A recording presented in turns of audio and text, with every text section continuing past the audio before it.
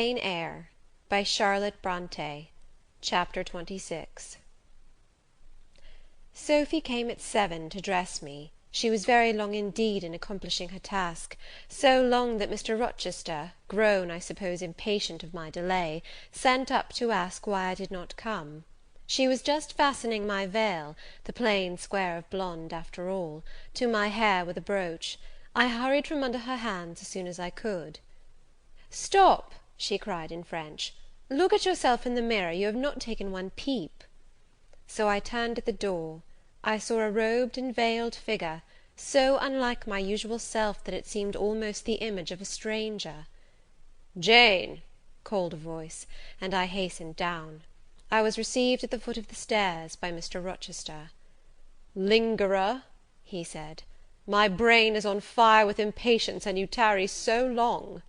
He took me into the dining room, surveyed me keenly all over, pronounced me "fair as a lily, and not only the pride of his life, but the desire of his eyes;" and then telling me he would give me but 10 minutes to eat some breakfast, he rang the bell. One of his lately hired servants, a footman, answered it. "Is John getting the carriage ready?" "Yes, sir." "Is the luggage brought down?" "They are bringing it down, sir."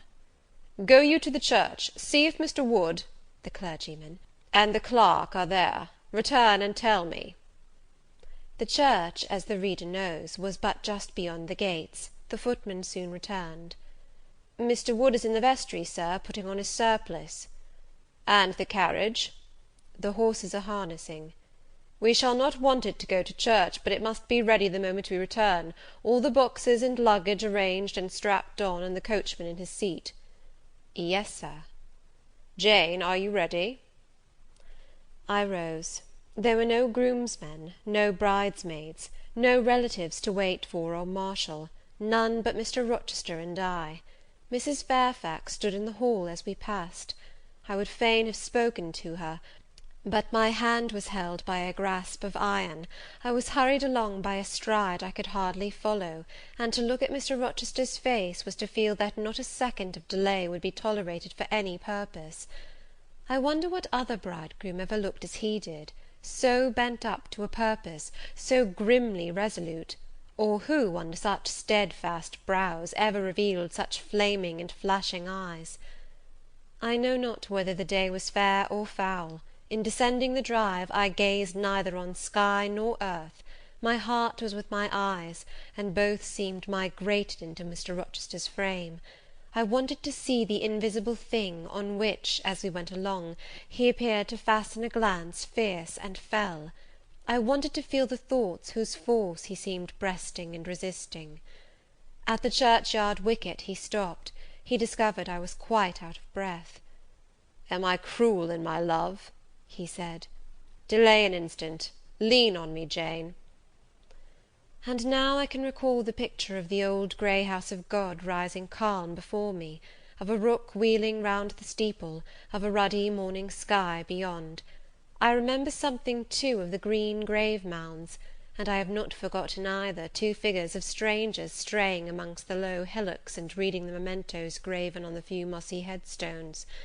I noticed them, because, as they saw us, they passed round to the back of the church, and I doubted not but they were going to enter by the side aisle door and witness the ceremony.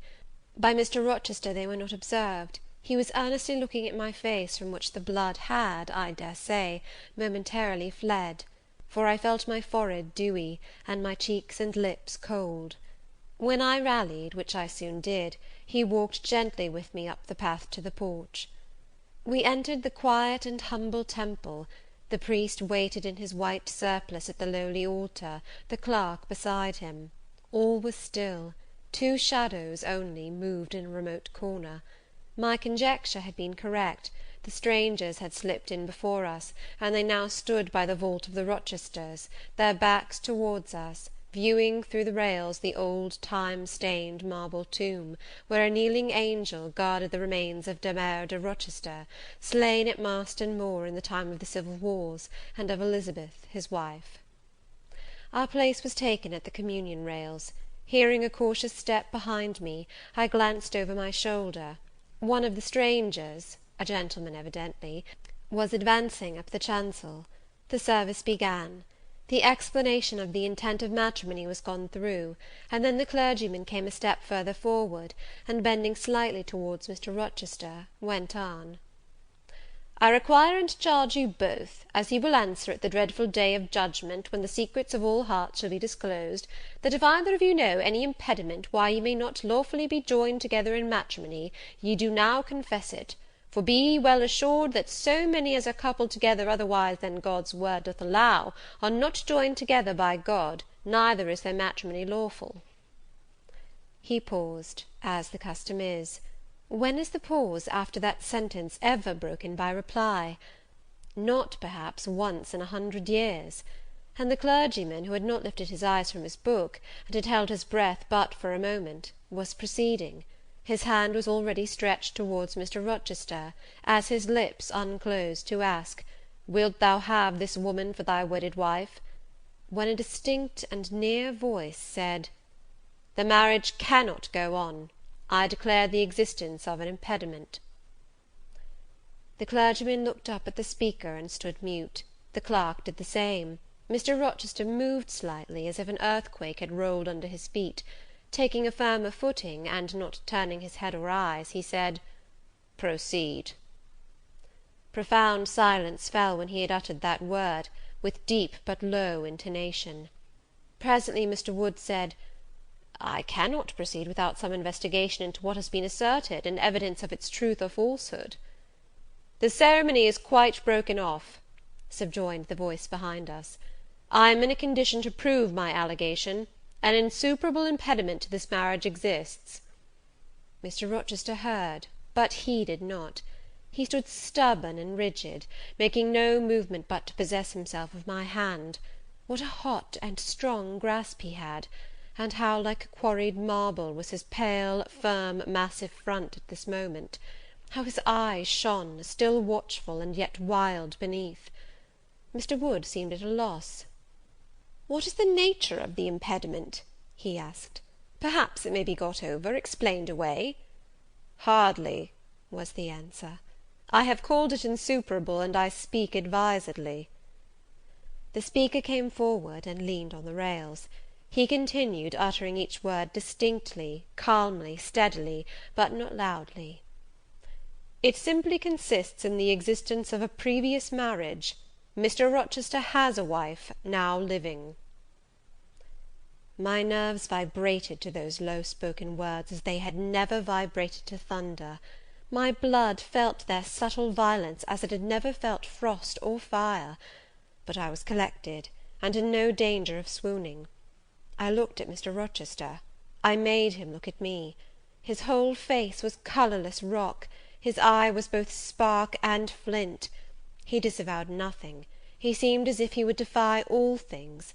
Without speaking, without smiling, without seeming to recognize in me a human being, he only twined my waist with his arm, and riveted me to his side. "Who are you?" he asked of the intruder. "My name is Briggs, a solicitor of Street, London." "And you would thrust on me a wife?" "I would remind you of your lady's existence, sir, which the law recognizes, if you do not." "Favour me with an account of her, with her name, her parentage, her place of abode." "Certainly." Mr. Briggs calmly took a paper from his pocket, and read out in a sort of official, nasal voice, "I affirm and can prove that on the 20th of October, A.D. a date of some 15 years back, Edward Fairfax Rochester of Thornfield Hall in the county of and of Ferndean Manor in shire, England, was married to my sister Bertha Antoinetta Mason, daughter of Jonas Mason, merchant, and of Antoinetta his wife, a Creole, at Church, Spanish Town, Jamaica. The record of the marriage will be found in the register of that church. A copy of it is now in my possession. Signed, Richard Mason." "That, if a genuine document, may prove I have been married, but it does not prove that the woman mentioned therein as my wife is still living." "She was living 3 months ago," returned the lawyer. "How do you know?" "I have a witness to the fact, whose testimony even you, sir, will scarcely controvert." "Produce him, or go to hell." I will produce him first. He is on the spot. Mr. Mason, have the goodness to step forward." Mr. Rochester, on hearing the name, set his teeth. He experienced, too, a sort of strong convulsive quiver. Near to him as I was, I felt the spasmodic movement of fury or despair run through his frame. The second stranger, who had hitherto lingered in the background, now drew near. A pale face looked over the solicitor's shoulder. Yes, it was Mason himself. Mr. Rochester turned and glared at him. His eye, as I have often said, was a black eye. It now had a tawny, nay, a bloody light in its gloom, and his face flushed, olive cheek and hueless forehead received a glow as from spreading, ascending heart-fire, and he stirred, lifted his strong arm. He could have struck Mason, dashed him on the church floor, shocked by a ruthless blow the breath from his body, but Mason shrank away, and cried faintly, "Good God!" Contempt fell cool on Mr. Rochester. His passion died as if a blight had shrivelled it up. He only asked, "What have you to say?" An inaudible reply escaped Mason's white lips. "The devil is in it if you cannot answer distinctly. I again demand, what have you to say?"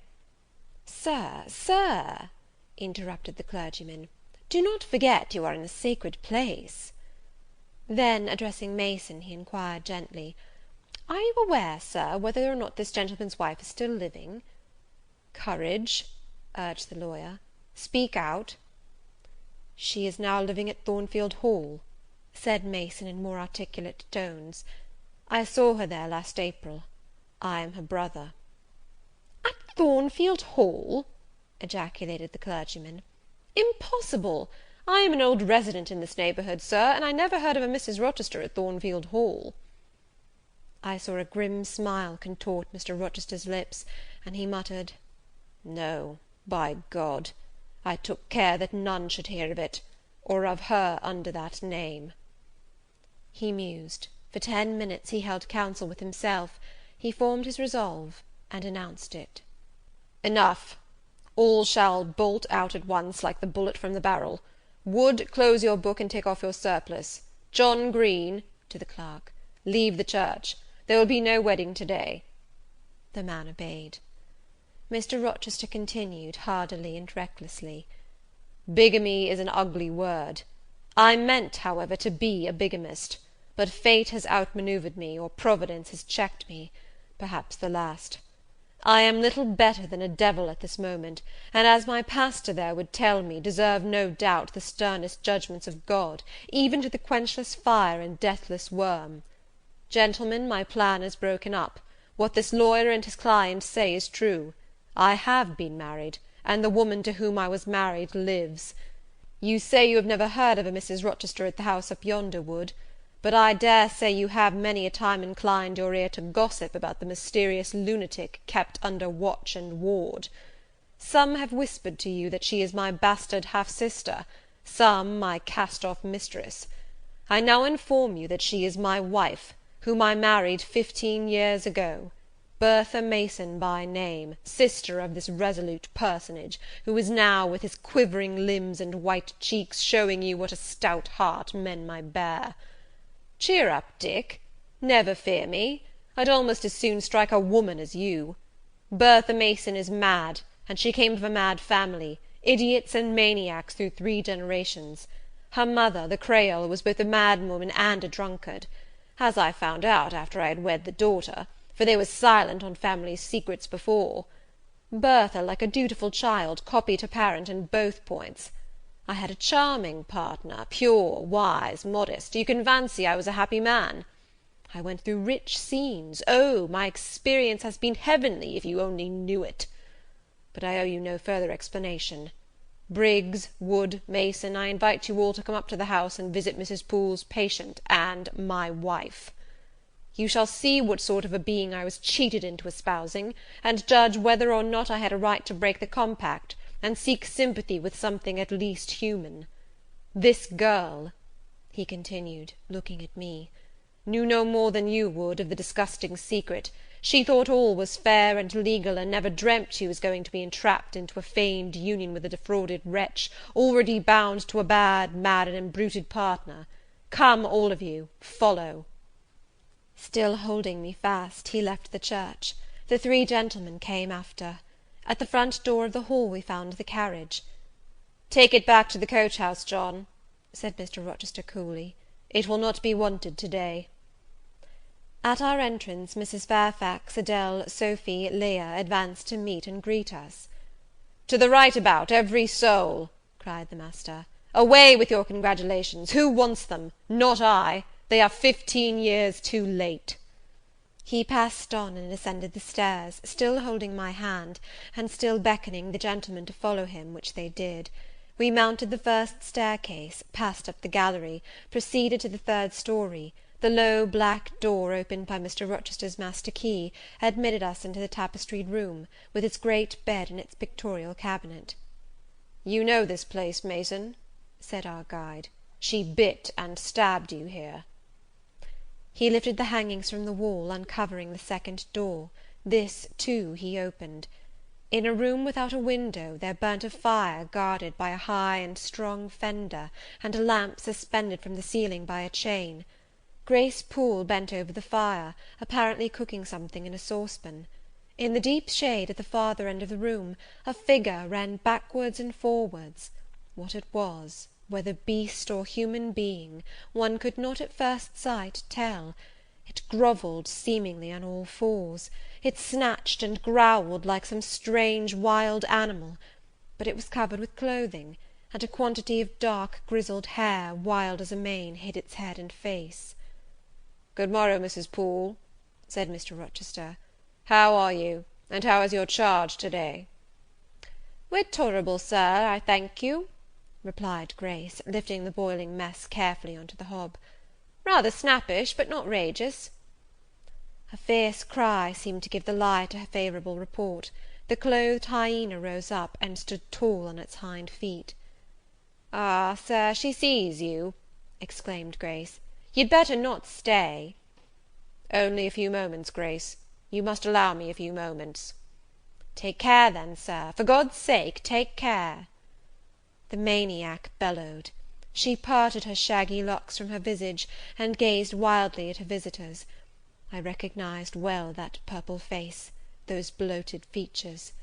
Mrs. Poole advanced. "Keep out of the way," said Mr. Rochester, thrusting her aside. "She has no knife now, I suppose, and I'm on my guard." "One never knows what she has, Sir. She is so cunning, it is not in mortal discretion to fathom her craft." "We had better leave her," whispered Mason. "Go to the devil," was his brother-in-law's recommendation. "Where?" cried Grace. The three gentlemen retreated simultaneously. Mr. Rochester flung me behind him. The lunatic sprang and grappled his throat viciously, and laid her teeth to his cheek. They struggled. She was a big woman, in stature almost equalling her husband, and corpulent besides. She showed virile force in the contest. More than once she almost throttled him, athletic as he was. He could have settled her with a well-planted blow, but he would not strike. He would only wrestle. At last he mastered her arms. Grace Poole gave him a cord, and he pinioned them behind her.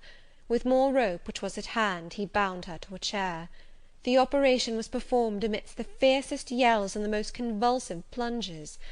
Mr. Rochester then turned to the spectators.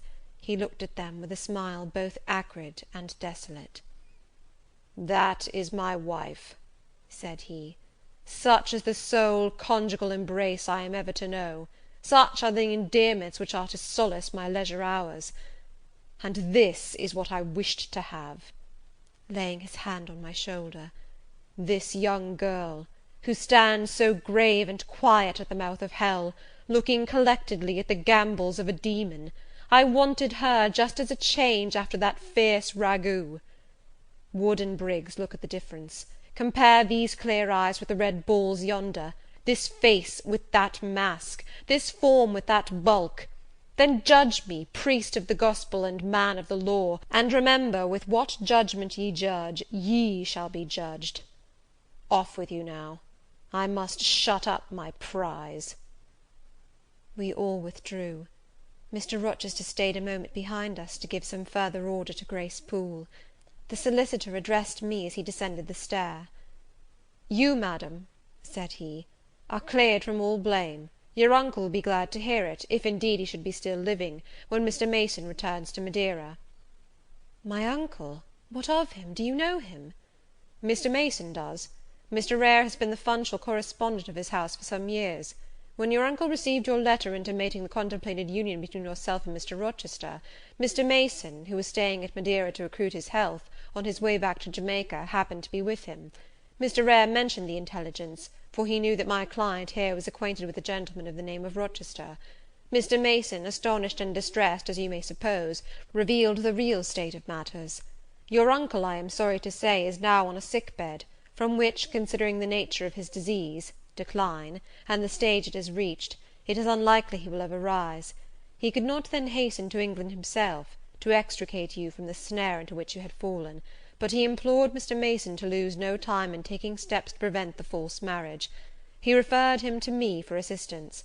I used all dispatch, and am thankful I was not too late, as you, doubtless, must be also. Were I not morally certain that your uncle will be dead ere you reach Madeira, I would advise you to accompany Mr. Mason back; but as it is, I think you had better remain in England till you can hear further, either from or of Mr. Eyre. Have we anything else to stay for?" he inquired of Mr. Mason. "No, no, let us be gone," was the anxious reply; and, without waiting to take leave of Mr. Rochester, they made their exit at the hall door. The clergyman stayed to exchange a few sentences, either of admonition or reproof, with his haughty parishioner. This duty done, he too departed. I heard him go as I stood at the half-open door of my own room, to which I had now withdrawn.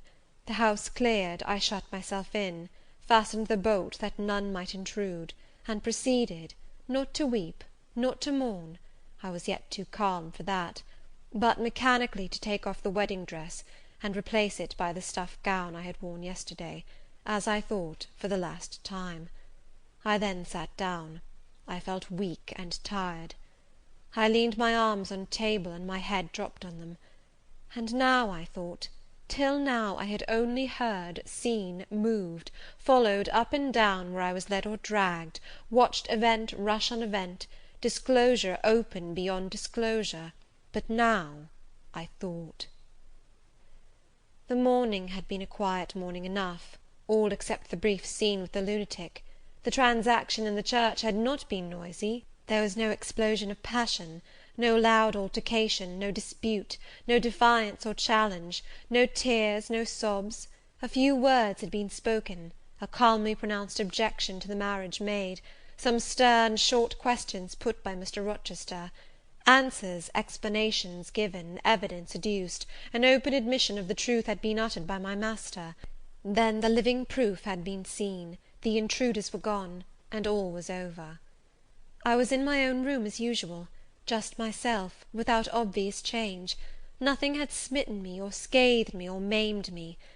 And yet, where was the Jane Eyre of yesterday? Where was her life? Where were her prospects? Jane Eyre, who had been an ardent, expectant woman, almost a bride, was a cold, solitary girl again. Her life was pale, her prospects were desolate.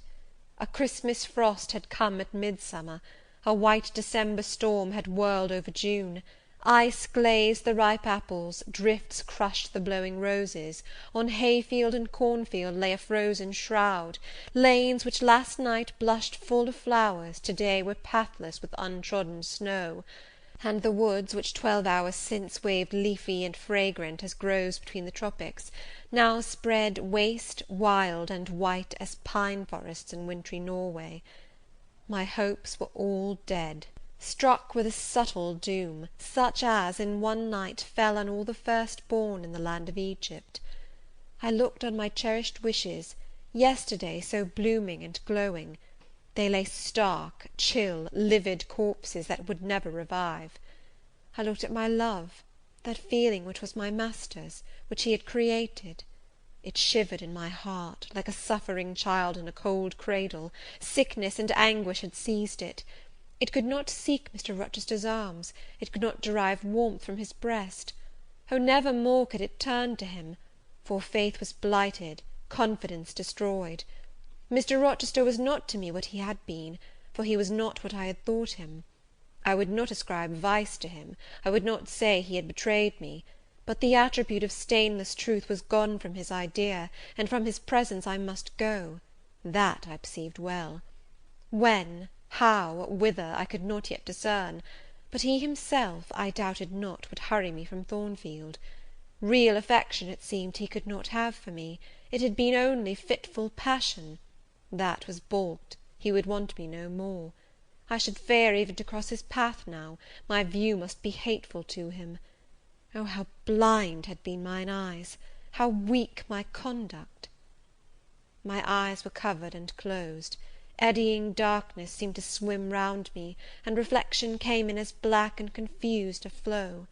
Self-abandoned, relaxed and effortless, I seemed to have laid me down in the dried-up bed of a great river. I heard a flood loosened in remote mountains, and felt the torrent come. To rise I had no will, to flee I had no strength. I lay faint, longing to be dead. One idea only still throbbed lifelike within me, a remembrance of God. It begot an unuttered prayer. These words went wandering up and down in my rayless mind, as something that should be whispered, but no energy was found to express them. Be not far from me, for trouble is near. There is none to help. It was near, and as I had lifted no petition to Heaven to avert it, as I had neither joined my hands, nor bent my knees, nor moved my lips, it came. In full heavy swing the torrent poured over me. The whole consciousness of my life lorn, my love lost, my hope quenched, my faith dead struck, swayed full and mighty above me in one sullen mass. That bitter hour cannot be described. In truth, the waters came into my soul, I sank in deep mire, I felt no standing, I came into deep waters, the floods overflowed me. End of Chapter 26.